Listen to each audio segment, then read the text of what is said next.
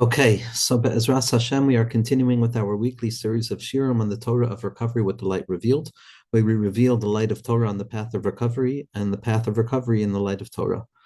When we find ourselves at the end of Sefer Bereshis, we find ourselves at the culmination of a process that has led us through the beginning. The beginning is how we gain our bearing. The beginning is how we develop our sense of self. The beginning is how we come to terms with who we are and what the Torah is going to mean for us and how the Torah is speaking to us and how we find our lives in the narratives of Avram, Yitzchak, and Yaakov, in the ups and the downs and the ascent and the descent and the playfulness that surrounds the encounters in Sefer Bereshis, the Sefer Hayashar, the book of tzaddikim that reveals to each and every one of us that we are a tzaddik and that each and every one of us are the center of the narrative of the Torah.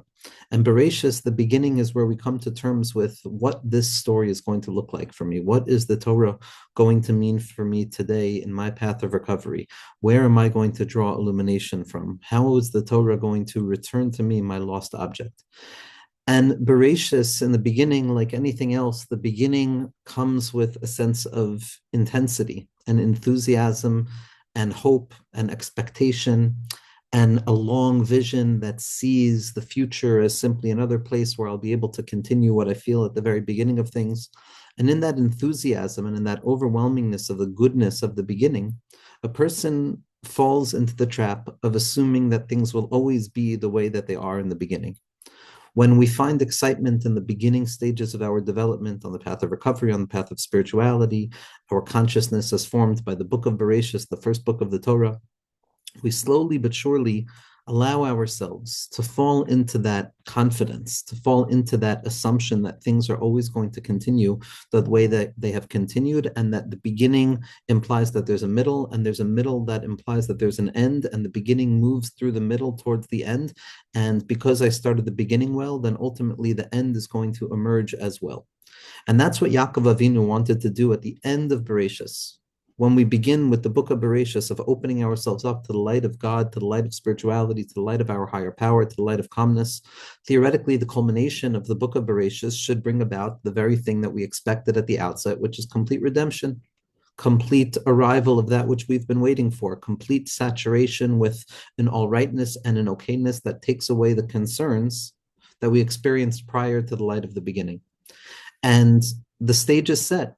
Everybody returns back to Yaakov. Everybody reunites around the central pillar of all things. All that was separate, all that seemed to be splintered, is shown to ultimately return back to its original source. All separation, all disunity is revealed to carry a deeper level of unity within it. And the stage is set for Yaakov Avinu to gather his sons together, for the center point of all things to gather all of the peripheral points of expression that emerge from within it, to all return back to that centermost point to experience the fullness of redemption, the full completion of the original thought and excitement of what the beginning would actually be. The ability to say that the beginning is finalized because it went from the middle to the end, and I can lay claim to perfection and grasp. And then suddenly, at the moment, at the apex, when Yaakov Avinu, when the innermost point, the ikar of it all, comes to reveal the moment of redemption, to reveal the time that redemption is going to arrive, there's a closedness. Sata mimenu, he lost it. Yaakov Avinu didn't have the ability to reflect on what the end was going to look like. Yaakov Avinu couldn't give that precise point of redemption that would have allowed the brothers, as representations of the entirety of each and every conscious aspect of Yiddishkeit that exists from the beginning of Har Sinai down through the arrival of Mashiach Tzidkenu. The anticlimactic desire to reveal the end and the sudden inability for Yaakov to reveal that which he wanted to reveal, that which we were all expecting, forces us into an almost trauma position because we expected things to go one way, and suddenly it's sasamimeni.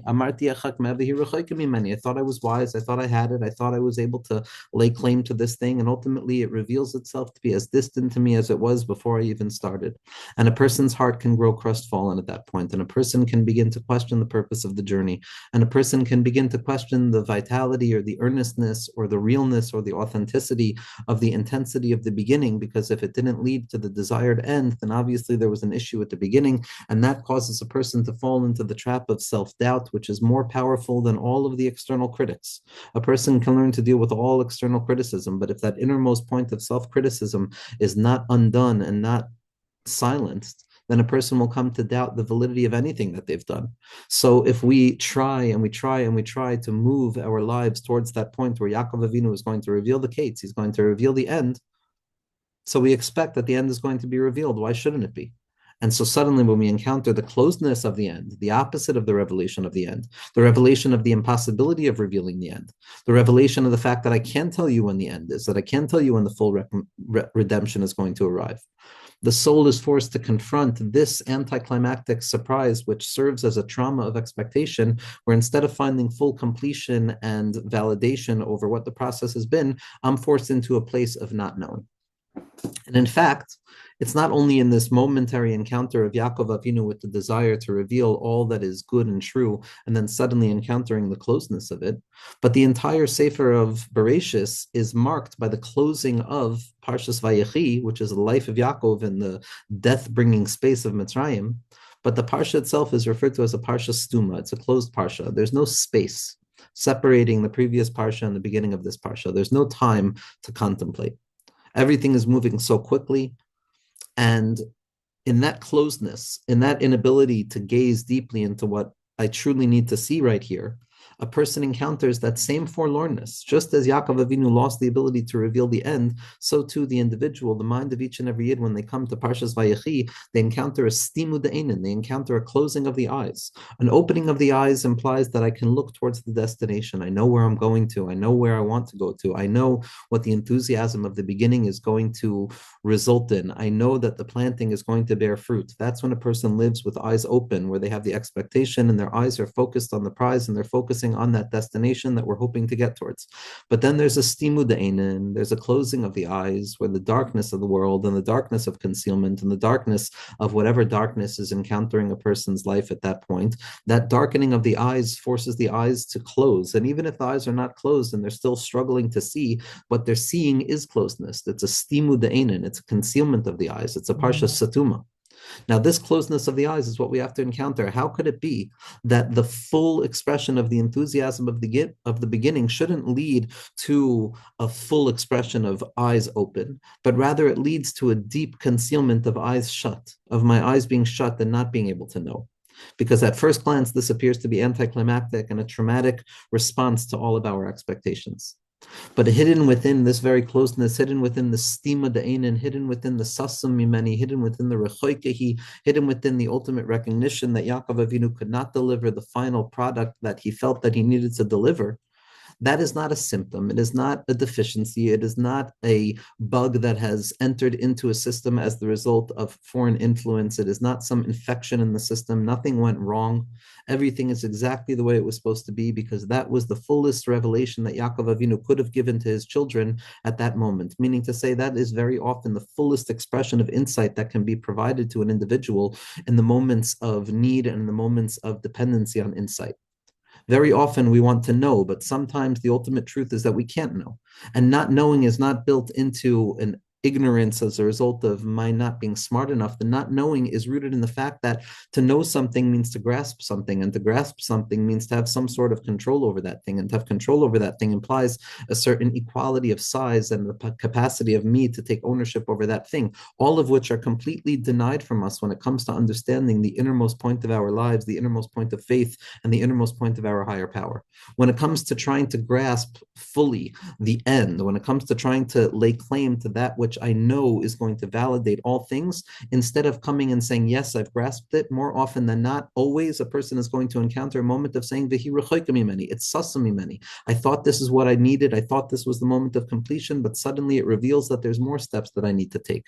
This stimu de'einin, this closing of the eyes, the parsha stuma, implies a certain unconsciousness and an inability to see the goal. But ultimately, what is hidden within the closing of the eyes that prevents me from seeing the goal, which might lead to an external level of forlornment and meaninglessness, what's hidden and nested within that impossibility of disclosing the end is the fact that I can't disclose the end, because all I can do is have belief in the end. All I can do is have faith in the end. All I can do is know what I can't know. All I can understand is that when HaKadosh Baruch Hu is truly revealing himself, it's ultimately only the constriction of HaKadosh Baruch Hu, because it's the constriction and the diminution of the infinite light that allows it to be expressed in a mind and a finite way. But when I come to the depth of what HaKadosh Baruch Hu truly is, it boggles the mind to the degree degree that I know that I don't know, and I also know that I don't even know that I don't know. And it's the shlila sashlila, it's the negation of negation. And the person comes to a place of stimu de'inan. I don't know anything at all. It's the stimu de stimu. The stimu de stimun is the concealment upon concealment, which represents the essential way that HaKadosh Baruch Hu can express himself, which is a he'elem ha'atzmi, absolute and essential concealment, because any revelation is ultimately secondary to the infinitude that rests prior to revelation. And applying it to our inner lives, any attempt to lay claim to a point where I have arrived and I have completed the mission is taking the endless and mysterious thing called life in the process of being a Bal Avoida and working through slowly but surely this worldliness through the thicket, breaking through the darkness and uncovering more light. If I were to claim that this is the destination, then what have I said about my goal in this world? If I can grasp it, if I can measure it, if I can store it, if I can put it away and I can know exactly what it is, then I've turned it into an idol. Then it's something that no longer lends itself to faith and imagination. So the stimu de'inan, the closing of the eyes that Yaakov Avinu reveals to his children, is in fact the koach that we're going to need, the strength that we're going to need as we encounter exile, because encountering exile is a place of ignorance and not knowing. And the only thing that we can do sometimes is to uncover the depth of unknowing, which is the truth of the matter is that this is the best thing I could ever come to know. Tachlis hayadiyah shaloi neda, the apex of knowledge is coming to a place of knowing that I do not know. The Divrei Yisrael of Majitz asks a very, very important question that sounds like it came from the mouth of Rabbi Nachman himself. That the Divrei Yisrael of Majitz asks a question. He says, when we look at this phrase, Tachlis hayadiyah shalei neda, the apex of wisdom is to come to know that I don't know. So if a person in the end of the day doesn't know, why is there a tachlis? How can that be the purpose? How can there be a purpose oriented towards a negative experience of not knowing? But Zak the Heilige Divrei Yisrael, there's one thing that HaKadosh Baruch Hu loves more than our faith, and that's truth. And the truth of the matter is that I mamish cannot know anything in this world. My mind, my tools of utilization and cognition are limited in the face of anything, let alone the big questions of life.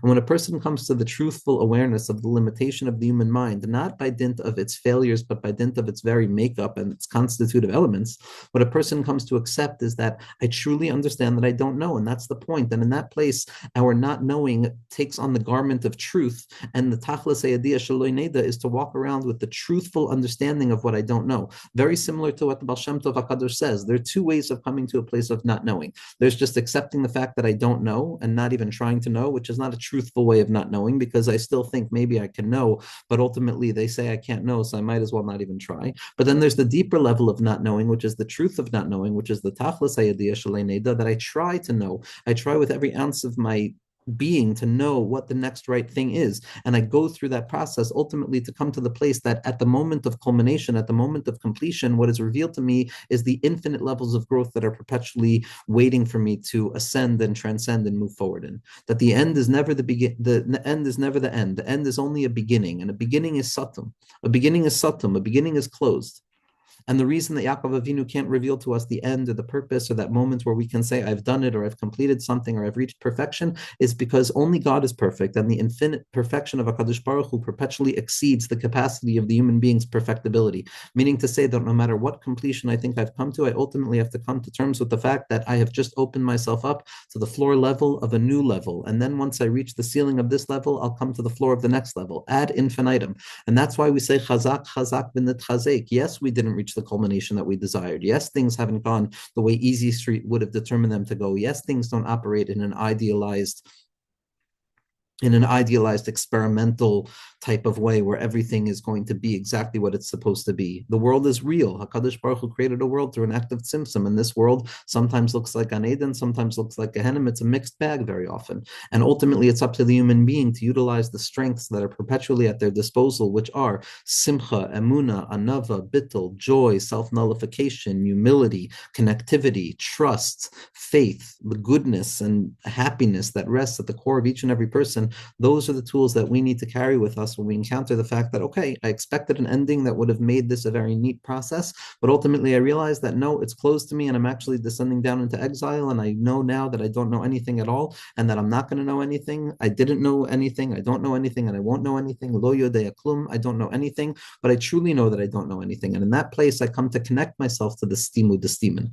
If something is closed from me and I just expect it to be completely removed, and therefore I don't try and develop a relationship with it, so then there's no connection between me and that which is concealed, between me and that which is satum. But once I yearn for that which is satum and I try and perpetually uncover that which is concealed, nevertheless coming to terms with the fact that I won't feel it and I won't be able to lay claim to it, but I continue to yearn and I continue to uncover more gradations of the infinite growth that is available in the secret of His holiness, God's holiness, which is perpetually higher than the holiness of the individual. So I come to accept the stimu. I come to find the stimu ilah, the ascendant level of the concealment of the mind, the ta'anuk hane'elam, that unfelt pleasure that is so profoundly deep that it doesn't feel like anything other than the bareness and the baseline experience of existence itself, the emptiness and the thinness of reality, the thin veneer of what it means to be a creation that is emergent from the infinite depths of the creator itself. It doesn't feel like anything. It's Zos. It's just what is in this moment. That's the stimu. That's what's concealed. That's where I can uncover